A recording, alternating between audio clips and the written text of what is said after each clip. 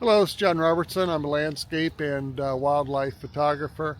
Thanks for joining today. I'm just out testing a few of my video changes that I've made to my setup and wanted to get those tested out. As you can see behind me, we have kind of a crummy day here. I'm currently in Indiana and we'll be heading to Alaska soon. And what I wanted to show you today is the gear that I take with me for my summers that I spend in Alaska photographing landscapes and wildlife. So there's quite a bit of gear I take, and I have to be careful of how I pack it and transport it since I drive up in my Jeep Gladiator. So I wanted to spend a little bit of time showing you what I take and encouraging you to reach out to me if you'd like a photography tour while you're up there. It can be either booked through Denali Photo Guides, which is the company that I work with most of the time while I'm up there.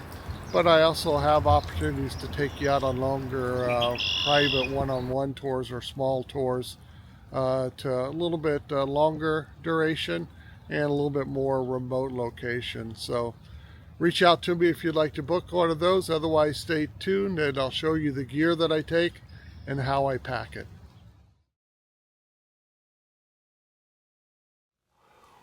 Welcome back indoors outside of the rain.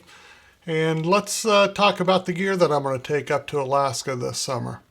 And as you may know, I lead photography tours in the Denali, Alaska areas, photographing both landscape and wildlife. I also photograph on my own throughout the state of Alaska during my stay for the summer. Photographing both landscape and wildlife requires a lot of photography gear that I have to transport up with me. Since I photograph wildlife and landscape, it requires quite a bit of gear. Also, I travel to and from Alaska and personally while I'm there in my Jeep Gladiator. So the gear can be exposed to quite a few rough roads as well as a lot of dirt and moisture, so I have to pack it in a case that can handle all of those conditions. So getting to and from Alaska, all my gears goes into a Pelican Air case that I'll show you later. First, as you can see, is my camera gear that is predominantly used for landscape photography. Of course, my body, my Sony A1, I use for both landscape and wildlife. I don't have a separate camera body, so I'm totally reliant on the A1, and it hasn't let me down over the years that I've owned it. I switched to Sony from Canon quite a few years ago when I wanted to change over from DSLR to mirrorless systems, and Sony was by far the best at that time. And I stayed with them and upgraded to the Sony A1 when I started photographing more wildlife and wanted a little bit higher frame rate. I think all the major brands right now are very equal, and I don't really see a difference among them. So I think you'll be happy with any of the gear that you purchase. And my clients use all different camera brands and even smartphones for their photography. One of my landscape lenses is the Sigma 24-70 art lens. It's been a fantastic lens so far at a very competitive price. And it's on my camera most of the time, maybe I'm not sure what percentage, 75, 80% of the time for my landscape photography.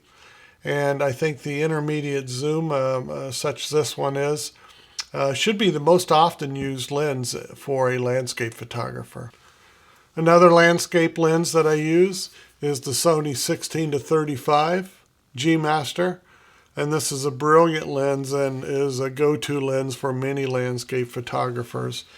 The 16-35 is great for those grand vistas or immersive landscapes that a lot of landscape photographers use. And I definitely enjoy using the lens. I try not to overuse it, but it is a fantastic lens and, as I said, a go-to lens for many landscape photographers. Last but not least is my Sony G 100-400. I'm sorry, this is a G Master 100-400. And many people use this both for landscape and for wildlife, and I think it's great for both. and I use it for both. And it is another one of Sony's fantastic lenses that's on my camera quite a bit. I get a lot of use out of it. For landscape, it's great for those more intimate landscape photos, some of the close-up photography, not necessarily macro photography, but to get closer, a little bit more reached, especially the mountain ranges or the mountain details. And I'll show you a few examples of those. And then my main wildlife lens, I'd say, is my Sony 200 to 600. And it is another fantastic lens from Sony. And when I am driving to a location, this is usually on my camera body, or if I'm in a location that I know there's a high chance to see wildlife, or if I'm specifically hiking in an area for wildlife, that's usually the lens that's on my camera. I don't own any prime lenses, though I'd love to have a Sony 400 or a Sony 600, simply outside of my price range right now. So the 200 to 600 is my go-to wildlife lens. And as I said, if I'm intentionally looking for wildlife, that is the lens that's usually on my camera. And as far as accessories go, I do use case magnetic filters for my landscape photography, and these are predominantly used when I want to have long shutter speeds, such as moving water, when I want to smooth it out. And of course, SD cards, SD card holders, SD card readers, various storage devices, and a case to carry my cables and chargers as needed. I use an Apple MacBook Pro for all my photo and video editing. I don't use a tripod near as much as I used to for landscape photography. When I do use it for times when I need the stability and I simply can't handhold it, or if there's long exposure, for example, when doing running water, I have a Leofoto Ranger series with an Acrotech head on it, and I've covered that in previous videos. For wildlife photography, I'll sometimes use a monopod. I have a iFootage Cobra, I believe it is. So both that tripod and that monopod will be going with me.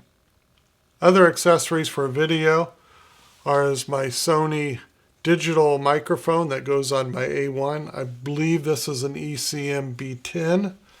I also have a DJI Action 4 that I take with me for some social media and vlogging purposes. I also have a DJI Pocket 3, which I'm using to film overhead right now. And I also have the Sony ZV-1 that I'm using as my main in-studio camera now. And I do take that with me for social media video and some vlogging that I do while in the field. I also have a different tripod and fluid head setup for when I'm doing video using my large lens. And it is also a Leofoto setup, Leofoto tripod, and Leofoto fluid head.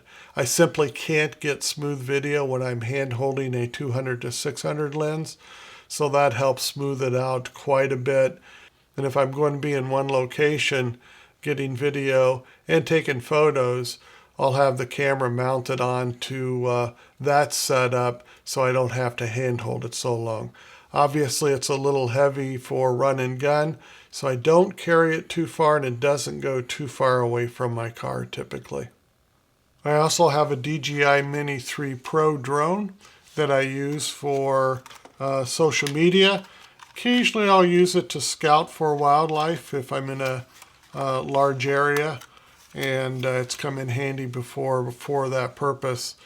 It's a nice lightweight drone. I'm sure you've heard about it. It's the DJI Mini 3 Pro that I use. Light enough to even backpack with, and enjoy it when I can use it. So everything is packed into my Pelican Air case. 1615, I believe, is the model number. And all of this gear fits in there, keeps it waterproof, dustproof, and obviously with all the vibration, it keeps it nice and safe as well. While I'm in Alaska and I'm taking less gear with me, I have a couple different packs that I use. Osprey is my favorite pack for comfortable carry when I've got some distance to hike. I also have a Shimoda Action Pack that is, I believe, better organized, though not as comfortable. It probably spends most of its time as a way to transport while I'm in my car traveling in Alaska photographing. And then once the case is packed, into the Jeep it goes, ready for the trip to Alaska. And as I said, sometimes while I'm in Alaska as well. So thanks for joining. Hopefully this was informative. If you have any questions on the gear I use or why I use it or just want to see more details of it, drop me a comment below. And hopefully I'll get a chance to see you in Alaska. Reach out to me if you're going to be in the Denali area. And you can sign up for a photo tour through Denali Photo Guides. Or reach out to me directly and I can give you a private tour or a small group tour for any specific needs that you have, either wanting to see the area or just want to learn how to use your camera a little bit better. So again, thanks for joining. Hope you get a chance to get outside today, and I'd appreciate a like and subscribe as well.